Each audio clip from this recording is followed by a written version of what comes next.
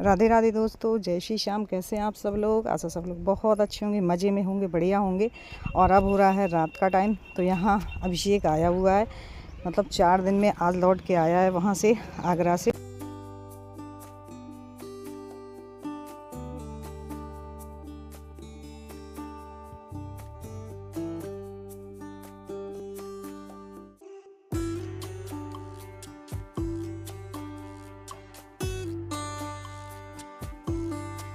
और जैसे ही अभिषेक आया ना, तो श्याम को तो शिवानी सुला रही थी, लेकिन तुरंत आई। मतलब सबको अच्छा लगता है ना कि कोई एकदम बाहर से आता है, वो भी अभिषेक। अभिषेक तो सबका लाडला है। जैसे ही आया ना, तो वैसे ही सब लोग आ गए।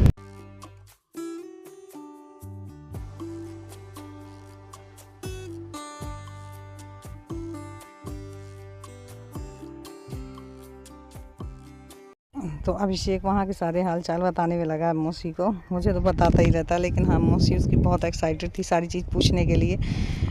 तो मैंने कहा उसे बैठने दो, पानी वगैरह तो पीने दो, बाद में पूछ लेना।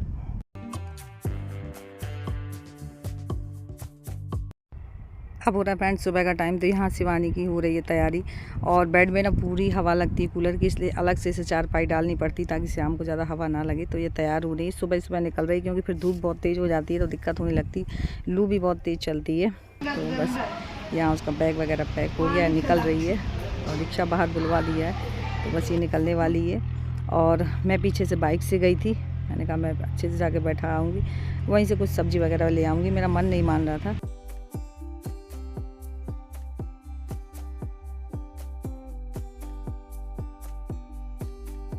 तो यहाँ बस स्टैंड हम लोग बाइक से आ चुके हैं। ये रिक्शे से आई हुई थी, क्योंकि बाइक में इसको दिक्कत होती, सामान भी था और श्याम के साथ दिक्कत होती है। तो ये रिक्शे से आ गई, फिर हम लोग पीछे से आए और फिर इनको बैठा दिया। श्याम तो एकदम सुस्त है, मतलब उसे गोलू लोगों के साथ में इतना अच्छा लगता, जाते टाइम एकदम नर्वस हो जाता है। बच्चा है भले ही, लेकिन सारी चीज़ समझता तो है ही।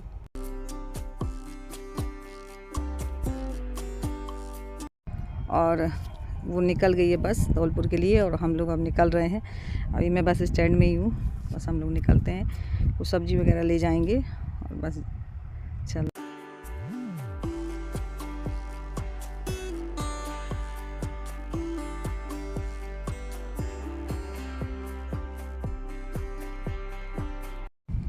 और यहाँ पे ख़रीद रही हूँ सब्ज़ी।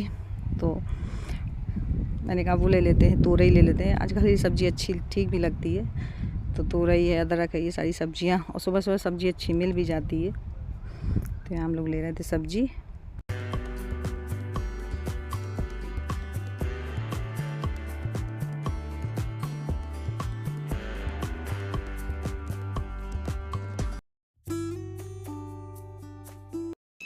शिवानी चली गई, सच में बहुत बुरा लग रहा है। श्याम की और गोलू की तो बहुत पक्की जोड़ी बनती थी, और श्याम का तो बिल्कुल भी मन नहीं था जाने का। मैं अभी बस में बैठा के आई हूँ, तो सच में पता, चुपचाप गुमसुम एकदम गोलू बोल ही नहीं रहा था। मैंने कहा श्याम श्याम, बोल ही नहीं रहा। और यहाँ तुरई नहीं काटी, मैंने काटे आम, क्योंकि आम की बनने वाली है लौंजी, क्योंकि लौंजी इन्हें ज़्यादा ही पसंद है। तो यहाँ मैंने रख दी है कढ़ाई गर्म होने के लिए। जैसे गर्म होगी मैंने डाल दी थोड़ी सी सौंफ, जीरा। सौंफ से अच्छा टेस्ट आता है। और डाल दी हल्दी, और इसी में 1 चम्मच डाल दूँगी लाल मिर्च, ज़्यादा नहीं डाली है। और सबसे अच्छी बात है, जब से मैंने ये वाली कॉम्ब कढ़ाई मंगाई है अगारू की, इसी में सब्ज़ी बनाती हूँ, क्योंकि एक तो बहुत जल्दी ये गर्म भी हो जाती है, फ्यूल भी कम लगती है, और दूसरी बात बिल्कुल भी नहीं चिपकती। आप कितनी भी सूखी सब्ज़ी बनाइए, बिल्कुल भी नहीं चिपकती है। इसके ये जो अंदर का ये टेक्सचर आप देख रहे हैं, इससे ही जो मटेरियल लगा हुआ है, बिल्कुल भी नहीं चिपकती। तो मुझे बहुत ही, मतलब जब से मैं इसी का यूज़ कर रही हूँ। तो यहाँ बस सूखे मसालों के साथ में मैंने फ्राई कर लिया है जो आम काट के रखे। थोड़ा सा पानी डाला, क्योंकि बिल्कुल ग्रेवी रहेगी थिक एकदम गाढ़ी। और सबसे अच्छी बात है, इसे आप फ्रिज वगैरह में स्टोर करके रख सकते हैं, मतलब गाढ़ी बना करके।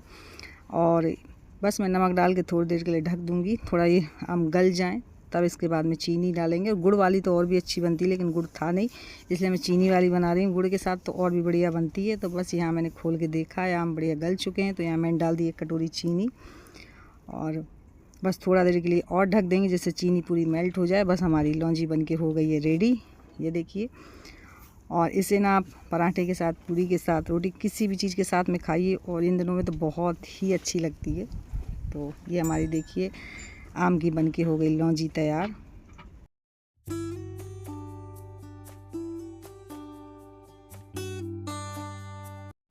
और यहाँ गोलू करा के आए हैं कटिंग अपने बालों की, तो बार बार अपने चेहरा शीशे में देख रहे हैं। बाल देखें, वाह अच्छी कटवा। ये कौन सी कटिंग कटवाई? ये कौन सी कटिंग है भैया? कौन सी कटिंग है ये? पता है। दो चाटा दो, चाटा दो। कौन सी है? चाटा दो, चाटा चाटा दो कटिंग। पीछे नहीं, बेकार करेंगे। अच्छी है, अच्छी है। पानी का लगाया है बेटा? कौन सी कटिंग है अभिषेक? सादा। वो तो कर चाटा दो, ला चाटा दे दे।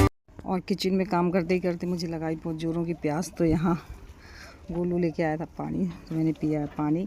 और अभी मुझे कपड़े तय करने हैं, तो मैं यहाँ गेस्ट रूम यानी बैठक में ही सारे कपड़े उठा के लेके आ गई हूँ, क्योंकि वहाँ एक तो गर्मी भी लगती है, दूसरी बात काम करने में मन नहीं लगता है। टीवी वगैरह देखते रहते हैं तो काम करने में मन भी लग जाता है, बोरियत भी महसूस नहीं होती और गर्मी भी नहीं लगती। तो बस सारे कपड़े मैं ढो के यहीं ले आई हूँ, बस धीरे धीरे तय कर लेती जाती हूँ, साथ में टीवी भी देखती जा रही हूँ, बच्चों से बातें भी होती जा रही हैं। ऐसे करके काम हो जाता, नहीं काम और भी ज़्यादा ढेर हो जाता। बच्चों और कपड़े तो तय कर लेते हैं, साड़ी वगैरह उनसे नहीं होती, तो सारे कपड़े मैं खुद से ही तय करती हूँ।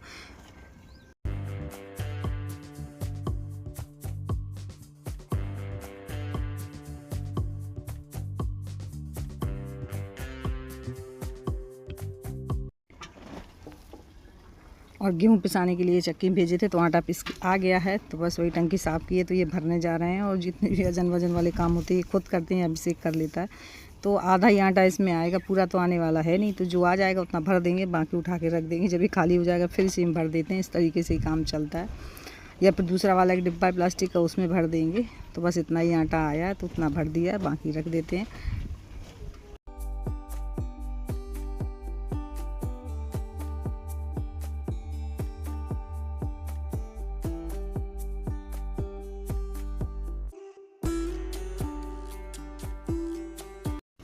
और शाम होते होते ना मुझे दोपहर से ही ऐसा लग रहा था जैसे तबीयत एकदम बिगड़ने वाली हो, और ऐसा ही हुआ। मतलब वॉमिटिंग बिल्कुल भी बंद नहीं हुई, वॉमिटिंग चालू हो गई, तो फिर लगातार कंटिन्यू होती ही रही। और साथ में जब बीपी मेरा वहाँ चेक हुआ तो बहुत बीपी हाई था, और साथ में वॉमिटिंग हो रही थी, तो बोल रहे थे कि सीधे ड्रिप लगेगी, इसके अलावा और दवाओं से ठीक होना नहीं है। तो मुझे तुरंत इन्होंने एडमिट कर दिया, और यहाँ ड्रिप चल रही। बच्चे दोनों घर पर अकेले हैं, बोलते रहते कॉल करके मम्मी आ जाए, तो यहाँ इतनी दूर आएंगे कैसे। तो ये मेरे पास थे, दोनों बच्चे घर अकेले ही हैं।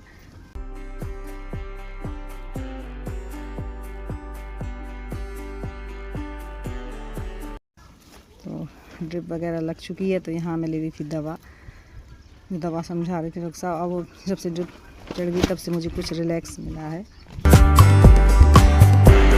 और जैसे ही घर आई ना, तो मेरे लिए तो इन्होंने खिचड़ी बना दी थी मूंग की दाल और चावल की, और बस। लेकिन इनको भी तो खाना है, तो ये सब्ज़ी बोल रहे थे कि अब उसे काट दो, सब्ज़ी मैं बनाऊंगा। तो देखते हैं सब्ज़ी, वैसे मेरा अभिषेक भी सब्ज़ी वगैरह बना लेता है। तो ये कद्दू काट रहा था, कद्दू की सब्ज़ी बनेगी आम डाल के, अच्छी भी लगती कैरी डाल के। तो और रोटियाँ देखते हैं कौन बनाता है, ये बनाते हैं या अभिषेक भी मेरी रोटियाँ बहुत अच्छे से बना लेता है, लेकिन आज ये बनाने जा रहे हैं। तो यहाँ ये काट रहा है कद्दू।